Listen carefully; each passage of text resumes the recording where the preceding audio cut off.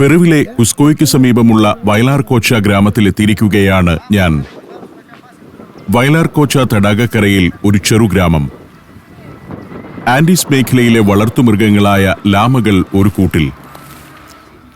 ഞങ്ങൾ ബസ്സിൽ എത്തിയവർക്ക് വേണ്ടി ഗൈഡ് ചില വിശേഷങ്ങൾ പറഞ്ഞു തരുന്നു. ഇവിടെ ഒരു ഗോത്രമൂപ്പനുണ്ട്. ആൻഡീസ് പർവ്വതത്തിലെ ഗോത്രങ്ങളുടെ ചില ആചാരങ്ങളാണ് അദ്ദേഹം കാണിച്ചു തരുന്നത്. ഇൻക വിശ്വാസപ്രകാരം ഭൂമിയെ പച്ചാമാമ എന്നാണ് വിശേഷിപ്പിക്കുന്നത്. വിശേഷാവസരങ്ങളിൽ ഭൂമിയെ ആരാധിക്കുന്ന ഒരു പതിവുണ്ട് ഇവർക്ക്. അത്തരം ചില ആചാരങ്ങളാണ് ഈ അപ്പൂപ്പൻ കാണിച്ചു തരുന്നത്. അദ്ദേഹം തന്റെ ഭാഷയിൽ ചിലത് വിവരിക്കുന്നുണ്ട്. ഗൈഡ് അത് സ്പാനിഷിലും ഇംഗ്ലീഷിലും വിവർത്തനം ചെയ്തു തരുന്നു. ഇൻകകളുടെ രൂപഭാവങ്ങളും കൈകൊണ്ട് നെയ്തെടുത്ത തൊപ്പിയും ഉത്തരീയവുമൊക്കെ ധരിച്ച ഒരപ്പൂപ്പൻ. കൂജയിൽ നിന്നും പാലാണെന്ന് തോന്നുന്നു ഒരു ദ്രാവകം ചെറിയ പാത്രത്തിലെടുത്ത് അത് കൊണ്ടുവന്ന് ഭൂമിക്ക് മേൽ തൂവുന്നു. ഇതെല്ലാം ആചാരത്തിന്റെ ഭാഗമാണ്. അതിനുശേഷം കൊക്കയില പുകയ്ക്കുന്നതാണ് പരിപാടി. മയക്കുമരുന്നായ കൊക്കൈൻ ഉൽപ്പാദിപ്പിക്കുന്നതിന് ഉപയോഗിക്കുന്ന കൊക്കാച്ചെടിയുടെ ഇല പുരാതന കാലം മുതൽ ഇൻകകളുടെ പൂജകൾക്കും ആരാധനകൾക്കുമെല്ലാം ഉപയോഗിച്ചു വരുന്നുണ്ട്. ഒരു ഭാഗത്ത് ഒരു പാത്രത്തിൽ കനലെരിയുന്നുണ്ട്. വൃദ്ധൻ ഇലകൾ അതിൽ കൊണ്ടുചെന്നിട്ടു. എല്ലാവർക്കും ഓരോ കൊക്കയില തന്നിട്ടുണ്ട്. ഞങ്ങൾ ഇലകൾ ആ ധൂപപാത്രത്തിൽ കൊണ്ടുചെന്ന് സമർപ്പിച്ചു. ടൂറിസത്തിനു വേണ്ടി അവതരിപ്പിക്കപ്പെടുന്നതാണെങ്കിലും ഇത്തരം ആചാരങ്ങളെല്ലാം ഇപ്പോഴും ഇവിടെ നടക്കുന്നുണ്ട്. ഭൂമിദേവിയെ ആരാധിക്കുന്ന പച്ചാമാമ ദിനം അതിവിപുലമായാണ് ഓരോ വർഷവും കുസ്കോയിൽ ആചരിച്ചു വരുന്നത്. എല്ലാവരുടെയും കയ്യിൽ പനിനീര് തെളിക്കുകയാണ് ഇൻക മൂപ്പൻ. പുതിയ കാലത്തെ ബ്രാൻഡഡ് പനിനീരാണ്. പണ്ടുകാലത്ത് എന്താണ് ഇങ്ങനെ തളിച്ചിരുന്നതെന്നറിയില്ല. നല്ല സുഗന്ധമുള്ള പനിനീര്. എല്ലാവരും അത് വാങ്ങി ദേഹത്തു പുരട്ടുന്നു. ഇങ്ങനെ ചില മൺരൂപങ്ങളെല്ലാമുണ്ട് മൂപ്പന്റെ പൂജാമണ്ഡപത്തിൽ. ഒടുവിൽ ഇൻക മൂപ്പനൊപ്പം നിന്ന് എല്ലാവരും ഒരു ഫോട്ടോ എടുത്തു. ഇവിടെ ടൂറിസ്റ്റുകൾക്ക് മുന്നിൽ പൂജകൾ ഒരു സ്ഥിരം പരിപാടിയാവാം. മൂപ്പന് ടിപ്പ് നൽകുന്നത് നന്നായിരിക്കുമെന്ന് ഗൈഡ് സൂചിപ്പിച്ചിരുന്നു. ടിപ്പ് നൽകി ആളുകൾ ഗ്രാമത്തിൽ നിന്നും ഇറങ്ങി. 2 ഡബിൾ ഡെക്കർ ബസ്സുകൾ വന്ന് കിടപ്പുണ്ട്. ബസ്സിലേക്ക് ചെന്നു കയറി. വയലാർകോച്ച ഗ്രാമമാണിത്. പാതയോട് ചേർന്ന് കുറെ ചെറുകെട്ടിടങ്ങൾ. മിക്കതും അടഞ്ഞുകിടക്കുകയാണ്. തനി അമേരിന്ത്യൻ ഗോത്രജീവിതം പുലരുന്ന ഗ്രാമമാണ് വയലാർകോച്ച. മലഞ്ചെരിവുകളിലൂടെ ബൈക്കിങ്ങിനെത്തുന്നവരുടെ ഒരു ഇടത്താവളമാണ് ഇപ്പോൾ വയലാർകോച്ച. ഈ പ്രദേശത്തിനു ചുറ്റുമായി ഇൻകകളുടെ കുറെ പുരാതന നിർമ്മിതികളുണ്ട്. അതും വയലാർകോച്ചയുടെ പ്രാധാന്യം വർദ്ധിപ്പിക്കുന്നു. ഗ്രാമത്തിൽ നിന്നും ഞങ്ങൾ യാത്ര തുടർന്നു. പെറുവിന്റെ ഉൾനാടുകളുടെ ഭൂമിശാസ്ത്രപരമായ പ്രത്യേകതകൾ ഇവിടെ കണ്ടറിയാം. വരണ്ട ഭൂമി, കുന്നുകളും മലനിരകളും താഴ്വാരങ്ങളും. മലഞ്ചെരുവിൽ ചില കൽനിർമ്മിതികൾ കാണാം. ഇൻകകളുടെ ഒരു സൈനിക താവളത്തിന്റെ ശേഷിപ്പുകളാണത്. പുക്കാപുക്കാറ എന്നറിയപ്പെടുന്ന പുരാശേഷിപ്പ് 15-ാം നൂറ്റാണ്ടിൽ ഇൻക ചക്രവർത്തിയായിരുന്ന പച്ചാക്കുട്ടിയുടെ കാലത്താണ് ബലവത്തായ ആ സൈനിക താവളം നിർമ്മിച്ചതെന്നാണ് ഗവേഷക നിഗമനം. വലിയ കന്മതിലുകളും കെട്ടിടഭാഗങ്ങളുമെല്ലാം അതിലുണ്ട്. പല കാലങ്ങളിലായാണ് പുക്കാപുക്കാറ പൂർത്തിയായതെന്ന് കൽക്കെട്ടുകളുടെ വിവിധ ഭാഗങ്ങളിലെ നിർമ്മാണ ശൈലികൾ വ്യക്തമാക്കുന്നുണ്ട്. കുസ്കോയിലേക്ക് 15-ാം നൂറ്റാണ്ടിലുണ്ടായിരുന്ന പാതയുടെ തന്ത്രപ്രധാന സ്ഥാനത്താണ് ഇൻകകൾ ഈ സൈനിക കേന്ദ്രം പണിതത്. മറ്റ് ഇൻക നിർമ്മിതികളിൽ കാണുന്നത് പോലെ ചെത്തിമിനുക്കിയ കല്ലുകൾ കുറച്ചു ഭാഗത്ത് മാത്രമേ ഉപയോഗിച്ചിട്ടുള്ളൂ. സാമ്രാജ്യത്തിനു നേരെ ആക്രമണ ഭീഷണിയുണ്ടായ സമയത്ത് വളരെ പെട്ടെന്ന് നിർമ്മിച്ചതാവാം ഈ കോട്ടയെന്നും ഗവേഷകർ അനുമാനിക്കുന്നുണ്ട്. ബസ് അവിടെ നിന്നും ഒരു യു ടേൺ എടുത്തു. നേരെ പോയിരുന്നെങ്കിൽ ആൻഡീസിലെ മറ്റു പല ചെറുഗ്രാമങ്ങളും കാണാമായിരുന്നു. പക്ഷേ പുക്കാപുക്കാറ ഞങ്ങളെ ഒന്ന് കാണിക്കുന്നതിനാണ് ബസ് ഇവിടെ വരെയെങ്കിലും വന്നത്. ധാരാളം ടൂറിസ്റ്റുകൾ എത്തുന്ന ഒരിടമാണ് പുക്കാപുക്കാറ. പാതയോരത്ത് ബസ്സുകളും മറ്റു വാഹനങ്ങളുമെല്ലാം കിടപ്പുണ്ട്. താഴ്വരകളെ നിരീക്ഷിക്കാൻ കഴിയുന്ന തന്ത്രപ്രധാനമായ ഒരു ഭാഗത്താണ് പുക്കാപുക്കാറയുടെ സ്ഥാനം. പുക്കാപുക്കാറ പിന്നിട്ട് വീണ്ടും വയലാർകോച്ച ഗ്രാമത്തിലൂടെയാണ് കടന്നുപോകുന്നത്. പുതിയ കാലത്ത് ടൂറിസത്തിലൂടെ ചെറിയ വരുമാനം ഇത്തരം ഗ്രാമങ്ങളിൽ എത്തുന്നുണ്ടെങ്കിലും ആൻഡീസ് മേഖലയിലെ മിക്ക പെറൂവിയൻ ഗ്രാമങ്ങളും ദാരിദ്ര്യത്തിന്റെ പിടിയിലാണെന്നതാണ് യാഥാർത്ഥ്യം. ലാറ്റിൻ അമേരിക്കയിലെ തന്നെ ഏറ്റവും ദരിദ്രമായ ജീവിതാവസ്ഥകളുള്ള ഇടമാണ് പെറൂവിയൻ ആൻഡീസ് ഗ്രാമങ്ങൾ. ശൈത്യകാലത്ത് പട്ടിണി മരണങ്ങൾ പോലും അവിടെ സാധാരണമാണ്. വൈദ്യുതി, ശുദ്ധജലം എന്നിവയൊന്നുമില്ലാത്ത ഗ്രാമങ്ങൾ നിരവധി. പെറുവിന്റെ ആകെ ജനസംഖ്യയിൽ 32% വസിക്കുന്നത് ആൻഡീസ് പർവ്വത മേഖലയിലെ ഗ്രാമങ്ങളിലാണ്. വാഹനങ്ങൾക്ക് കടന്നു ചെല്ലാനാവുന്ന പാതയോ വിദ്യാഭ്യാസ ആരോഗ്യ സംരക്ഷണ കേന്ദ്രങ്ങളോ ഇല്ലാത്ത ഗ്രാമങ്ങളാണ് അതിൽ കൂടുതലും. അങ്ങ് താഴെ കുസ്കോ നഗരം കണ്ടു തുടങ്ങിയിരിക്കുന്നു. നഗരത്തിന് പുറത്തെ ഗ്രാമങ്ങളിലൂടെ ഒരു കറക്കം പൂർത്തിയാക്കി ബസ് കുസ്കോ താഴ്വരയുടെ വക്കിലേക്ക് എത്തുകയാണ്. ഇവിടെ മറ്റൊരു ഗ്രാമമുണ്ട്. ഒരു ഹാൻഡിക്രാഫ്റ്റ് വില്ലേജാണിത്. അവിടെ ബസ് ഒന്ന് നിർത്തി. ഗൈഡ് എല്ലാവരോടും ഇറങ്ങിക്കൊള്ളാൻ പറഞ്ഞു. ഷോപ്പിംഗ് സ്റ്റോപ്പാണ്. ഓടുമേഞ്ഞ കെട്ടിടങ്ങളിൽ കുറെ കടകൾ, പെയിന്റിങ്ങുകളും കരകൗശല വസ്തുക്കളുമെല്ലാം വിൽക്കുന്ന കടകൾ. ബസ്സിലുണ്ടായിരുന്നവർ പല കടകളിലേക്ക് കയറിപ്പോയിരിക്കുന്നു. ഞാൻ ഈ കടയിലേക്കാണ് കയറിയത്. ഒന്നും തന്നെ എനിക്ക് വാങ്ങാൻ താല്പര്യമുള്ളവയല്ല. കരകൗശല വസ്തുക്കളുടെ നിർമ്മാണവും ഇവിടെ നടക്കുന്നുണ്ട്. കടയിൽ ഒന്ന് ചുറ്റി നടന്ന ശേഷം ഞാൻ പുറത്തിറങ്ങി. ചിലയിടത്ത് ചെറിയ കാപ്പിക്കടകൾ, ചോക്ലേറ്റ് കോഫിയും മറ്റുമാണ് വിൽപ്പന. ഗ്രാമീണ വീടുകൾ മിക്കതും അടഞ്ഞുകിടക്കുന്നു. ഞങ്ങളുടെ ബസ് ഇവിടെ നിന്നും തിരിക്കുകയാണ്. മറ്റേതോ വഴിയിലൂടെയാണ് ഇനി യാത്ര തുടരുക. 2 മണിക്കൂർ കൂടുമ്പോൾ ഇത്തരം 8ഓളം ബസ്സുകൾ ടൂറിസ്റ്റുകളുമായി ഇവിടെയൊക്കെ എത്തും. ഞാൻ ബസിന്റെ അപ്പർ ഡെക്കിലേക്ക് തന്നെ കയറി. യാത്ര തുടരുമ്പോൾ പുൽമേടുകളും മലനിരകളും ഒക്കെ തന്നെയാണ് കാഴ്ച. അകലെ മലയുടെ വക്കിൽ വെളുത്ത നിറമുള്ള ഒരു പ്രതിമ കാണാം. അതിന് ചുവട്ടിലേക്കാണ് അടുത്തതായി പോകുന്നത്. ഒരു വ്യൂ പോയിന്റ് ഉണ്ട് അവിടെ. പുൽമേടും കൃഷിയിടങ്ങളുമുള്ള കുന്നിൻമുകൾ. ബസ് അടുത്ത സ്റ്റോപ്പിലെത്തി. പുക്കാമക്കു എന്ന മലമുകളാണിത്. കുറെ വാഹനങ്ങളുണ്ടിവിടെ. ചിലതിന് വിചിത്ര രൂപമാണ്. ടൂറിസ്റ്റുകളുമായി എത്തുന്ന ട്രോളി ബസ്സുകൾ. മരം കൊണ്ടുള്ള പെട്ടിക്ക് ചക്രം പിടിപ്പിച്ചതുപോലുണ്ട്. അതിലിരുന്നുള്ള യാത്ര അത്ര സുഖകരമാവില്ല. വേറെയും ഡബിൾ ഡെക്കർ ബസ്സുകളുണ്ട്. വളഞ്ഞു പുളഞ്ഞ മലമ്പാതകളിലൂടെ പോകേണ്ടതിനാലാണ് നീളം കുറഞ്ഞ ബസ്സുകൾ ഉപയോഗിക്കുന്നത്. വഴിയോരത്ത് കരകൗശല വസ്തുക്കൾ നിരത്തിവച്ചിരിക്കുന്ന കച്ചവടക്കാരികൾ. ചെറിയ ശില്പങ്ങളും തുണിത്തരങ്ങളുമെല്ലാം ഉണ്ട്.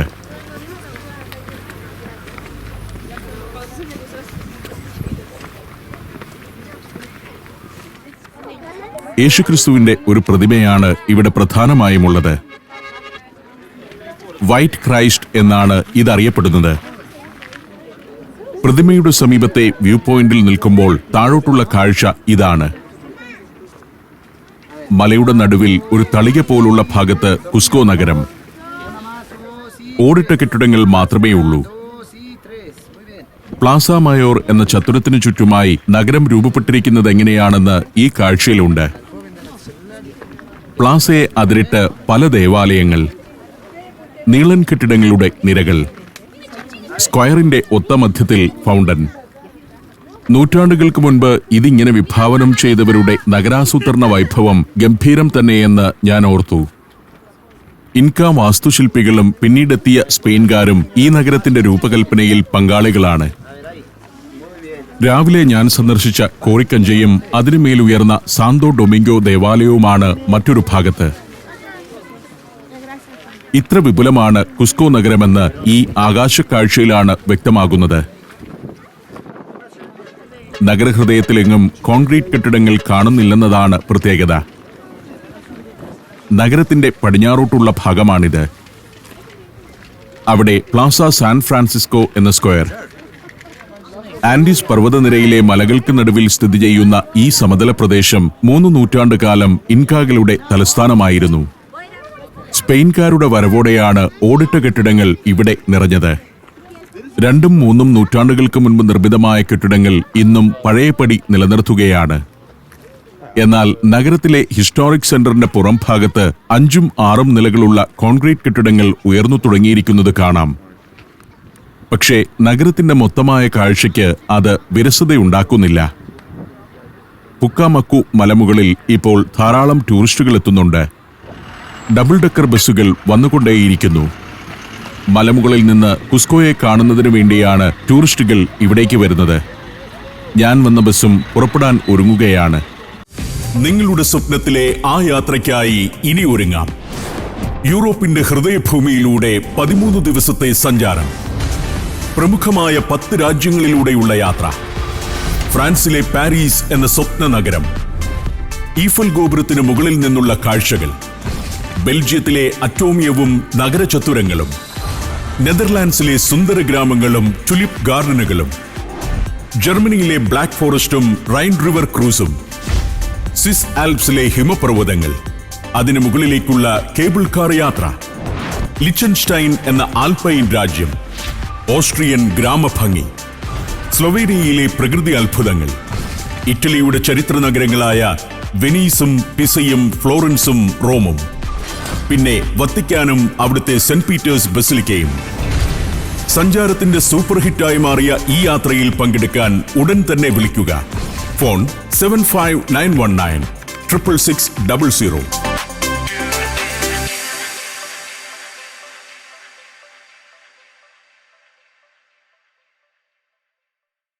പുക്കാമക്കു മലയിലെ വൈറ്റ് ക്രൈസ്റ്റിന്റെ സമീപത്തുനിന്നും യാത്ര തുടർന്നു. നല്ല പാതയൊന്നുമല്ല. ചാടിത്തുള്ളിയാണ് ബസിന്റെ പോക്ക്. മഴക്കാലത്തിന് മുന്നോടിയായി കൃഷിയിടങ്ങൾ ഉഴുത് ഒരുക്കിയിട്ടിരിക്കുന്നു. ഇൻക ചോളമാണ് ഈ കുന്നിൻ മുകളിലെല്ലാം പ്രധാന കൃഷി. പലയിടത്തും ഭൂമി തരിശായി കിടക്കുകയാണ്. ഈ മലമുകളിൽ പല ചെറുഗ്രാമങ്ങളുണ്ട്. താഴ്ന്ന വരുമാനക്കാരുടെ ഗ്രാമങ്ങൾ. ടൂറിസ്റ്റുകളെ ആശ്രയിച്ചാണ് ഇത്തരം ഗ്രാമങ്ങളിലുള്ളവർ ഇപ്പോൾ കഴിഞ്ഞുകൂടുന്നത്. ഗ്രാമത്തിന്റെ മൊത്തമായ കാഴ്ചയിൽ ഇവിടങ്ങളിലെ ദാരിദ്ര്യം പ്രകടമാണ്. ഓടുമേഞ്ഞ നീളൻ മൺവീടുകൾ. ആഢ്യഭവനങ്ങൾ എന്ന് വിശേഷിപ്പിക്കാവുന്നവ ഒന്നുപോലുമില്ല. സാക്സായി വാമൻ എന്ന ചരിത്ര നിർമ്മിതിക്കരികിലൂടെ ഒരിക്കൽ കൂടി കടന്നുപോകുന്നു.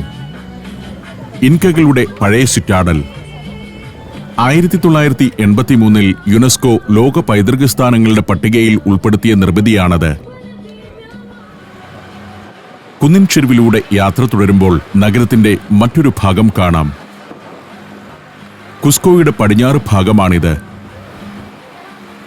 കുന്നിൻ ചെരുവിൽ യൂക്കാലിപ്റ്റസ് മരങ്ങൾ വളർന്നു നിൽക്കുന്നു.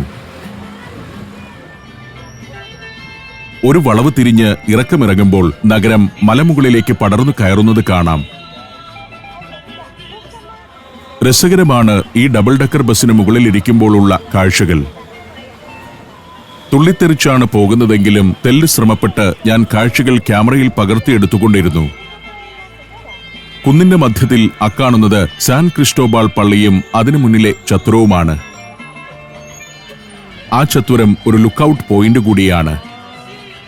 അവിടെ നിന്നാൽ നഗരത്തിന്റെ മനോഹരമായ കാഴ്ച ലഭിക്കും. 16-ാം നൂറ്റാണ്ടിൽ നിർമ്മിതമായതാണ് സാൻ ക്രിസ്റ്റോബാൾ ദേവാലയം. ആദ്യകാലത്ത് ആ കുന്നിൻ മുകളിൽ ഇൻകകളുടെ ഏതാനും കെട്ടിടങ്ങൾ ഉണ്ടായിരുന്നു. അത് തകർത്തു കളഞ്ഞാണ് സ്പെയിൻകാർ സാൻ ക്രിസ്റ്റോബാൾ പള്ളി നിർമ്മിച്ചത്.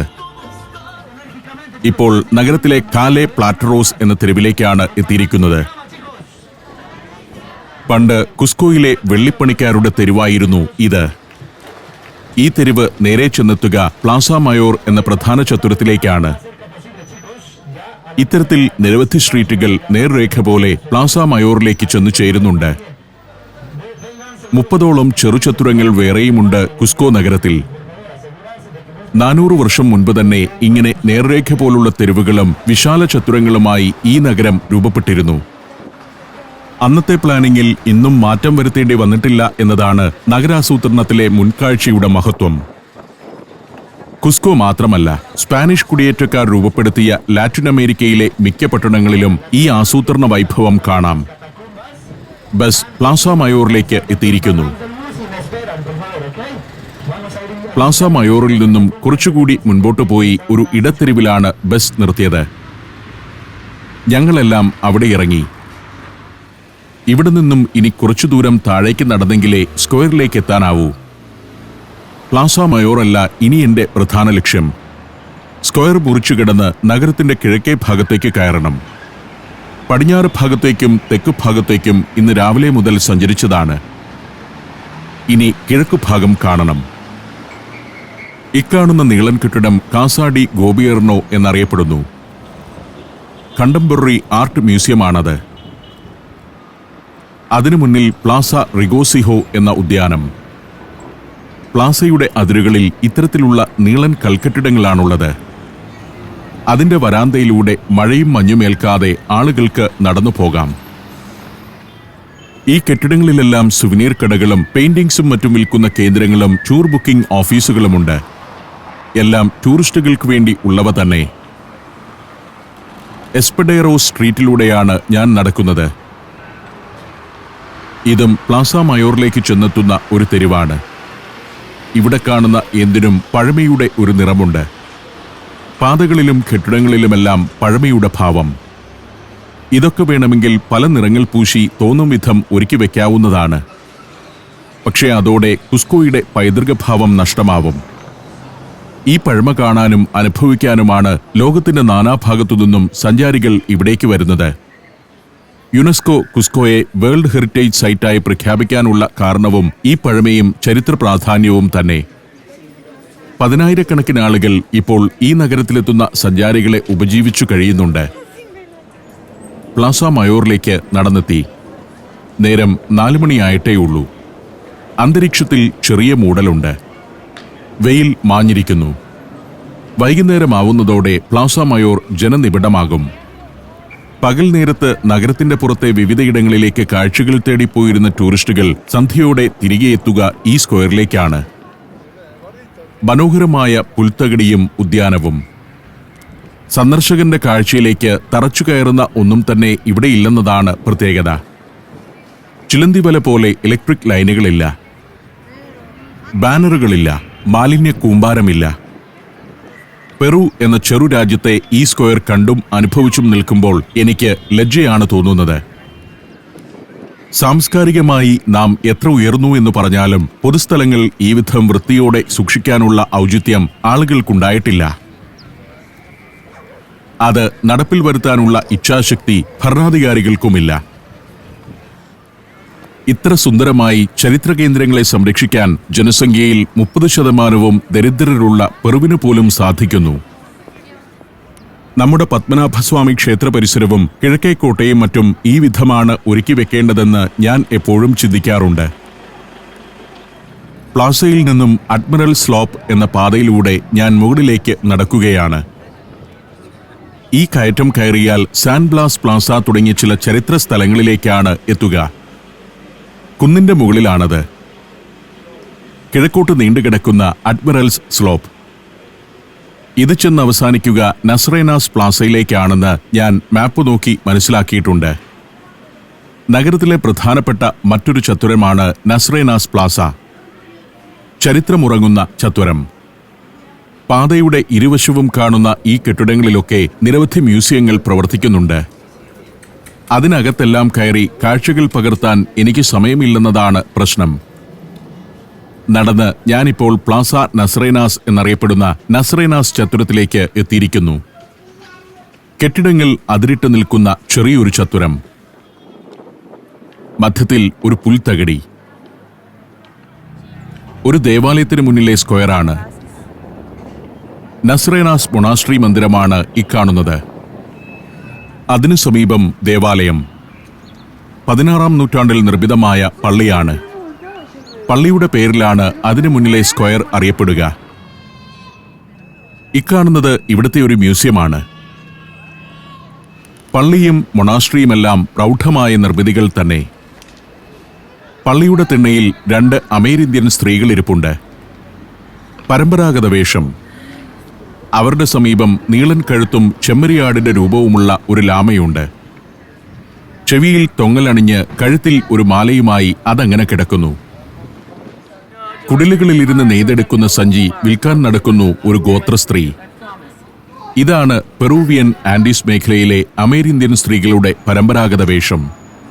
സ്ക്വയറിന്റെ ഒരതിരിലെ പഴയ കെട്ടിടത്തിൽ ബെൽമണ്ട് പലാസിയോ നസ്രേനാസ് എന്ന സ്റ്റാർ ഹോട്ടലാണ് ഇപ്പോൾ പ്രവർത്തിക്കുന്നത്. പ്ലാസയിൽ നിന്നും ഇങ്ങനെ ഒരു സ്ട്രീറ്റ് നീണ്ടുകിടക്കുന്നുണ്ട്. കാല്ലെ പലാസിയോ എന്ന സ്ട്രീറ്റ്. പാലസ് സ്ട്രീറ്റ് എന്ന് ഇംഗ്ലീഷ് അർത്ഥം. കാല്ലെ പലാസിയോയിലൂടെ കുറച്ചു ദൂരം മുന്നോട്ടു പോയി ഇടത്തോട്ട് തിരിഞ്ഞ് വീണ്ടും ഒരു മല കയറേണ്ടതുണ്ട് എനിക്ക് അടുത്ത കാഴ്ചയിലേക്കെത്താൻ. പ്ലാസ മയോർ എന്ന പ്രധാന ചത്തുരത്തിനു ചുറ്റുമായുള്ള കുസ്കോയുടെ തെരുവുകൾ ഇങ്ങനെയാണ്. കല്ലുപടുത്ത മതിലുകളോടുകൂടിയ കെട്ടിടങ്ങൾ. ഇതിനുള്ളിലെല്ലാം ടൂറിസ്റ്റുകൾക്കായുള്ള നിരവധി കടകളും മറ്റു സ്ഥാപനങ്ങളും പ്രവർത്തിക്കുന്നുണ്ട്. ഹോസ്റ്റലുകൾ, ലോഡ്ജുകൾ, റെസ്റ്റോറന്റുകൾ എന്നിങ്ങനെ നിരവധി സ്ഥാപനങ്ങൾ. ഇതാണ് കുസ്കോയുടെ ഹൃദയം. ആ കാഴ്ചകളിലൂടെ ഞാൻ സഞ്ചാരം തുടരുകയാണ്.